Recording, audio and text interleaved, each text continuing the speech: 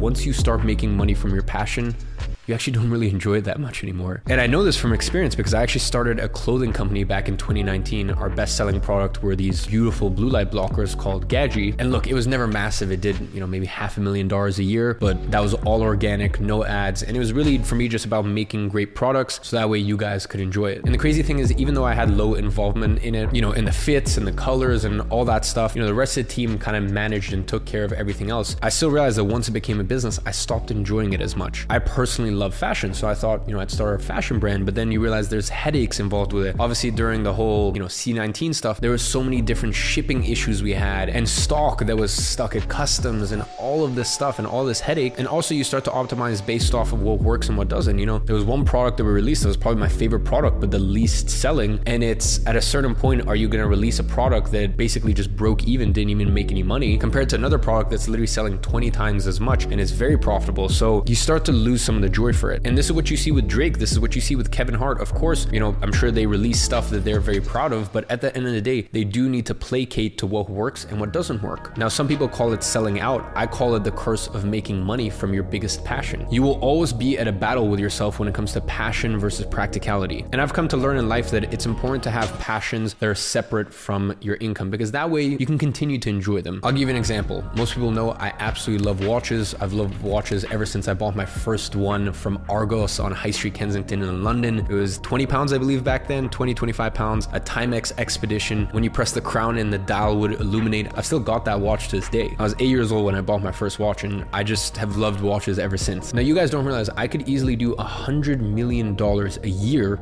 in revenue with 6 to 10% margins if I got into the watch business. If I became a watch dealership and let's say even opened up my own location, you need to understand there's a lot of guys on YouTube, that are watch dealers and, put it up on YouTube and stuff like that do 50 to $80 million a year in revenue. And they literally have 25% the audience size that I do and 10% the business experience that I do. My audience is massive, and it's also filled with very wealthy entrepreneurs. That's kind of the audience that I attract. And also a lot of other watch dealers out there give very sort of scammy vibes. They got into the business for the wrong reasons. Whereas if I start a watch dealership, my clients know I made my money a long time ago. I'm just doing this because I enjoy it. And most watch dealerships don't own 100% of their business. They need, even let's say $1 or $2 or $3 million, just to get stock. Well, I could very easily open up my watch dealership and just put $15 million of my own money into it. So look, I won't lie. I have thought in the past about, if I start a watch dealership, I could very easily do 100 million and then net $6 to $10 million a year in profit. And now I'm making money from my passion. I know that's not the case. For me, there's certain things in my life where I'm like, these have a special place. And because I've learned in the past that, hey, once you start making money from something, it just takes a bit of the fun and the enjoyment out of it. I've realized there's certain things in my life that I will keep as my passion and I will never make money from. That's not the intention. For example, my watch collection is worth $4 million and I put maybe $2.5 million